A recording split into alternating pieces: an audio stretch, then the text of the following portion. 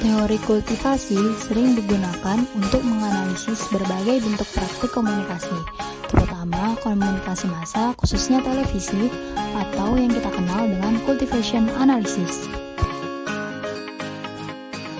Teori ini dikemukakan oleh George Gibner tahun 1960.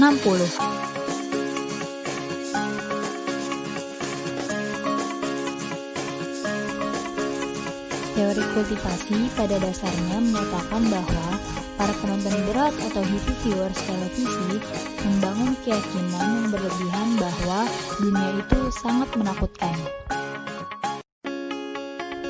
Hal tersebut disebabkan karena keyakinan mereka bahwa apa yang mereka lihat di televisi yang cenderung banyak menyajikan acara kekerasan adalah apa yang mereka yakini terjadi juga di dalam kehidupan mereka sehari-hari. Pembedaan dan pembandingan antara heavy dan light viewers di sini dipengaruhi pula oleh latar belakang demografis di antara mereka. Penonton ringan atau light viewers cenderung menggunakan jenis media dan sumber informasi yang lebih bervariasi, baik komunikasi bermedia maupun sumber personal. Sementara penonton berat atau heavy viewers cenderung mengandalkan televisi sebagai sumber informasi mereka.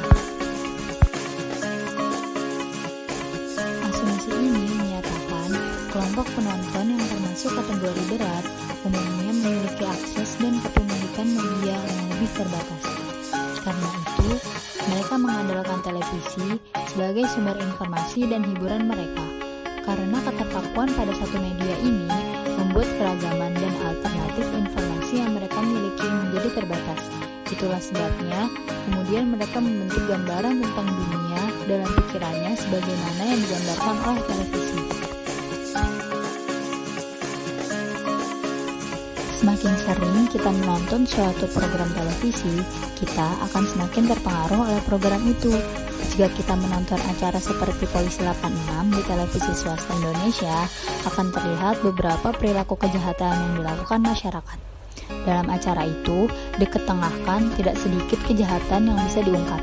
Dalam pandangan kultivasi, dikatakan bahwa adegan yang tersaji dalam setiap acara menggambarkan dunia kita sebenarnya. Bahwa di Indonesia, kejahatan itu sudah sedemikian mewabah dan kuantitasnya semakin meningkat. Acara itu seolah menggambarkan dunia kejahatan seperti itulah yang sebenarnya ada di Indonesia.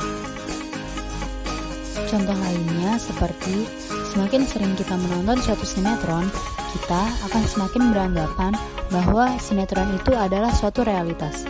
Jika kita sering melihat tokoh ibu tiri yang kejam di sinetron, maka di dunia nyata kita akan beranggapan bahwa ibu tiri itu kejam dan kita akan membenci jika ayah kita menikah lagi. Hawkins dan Pingree menemukan model proses kultivasi, yaitu bahwa proses kultivasi dalam pikiran kita terbagi menjadi dua, yaitu learning dan konstruksi.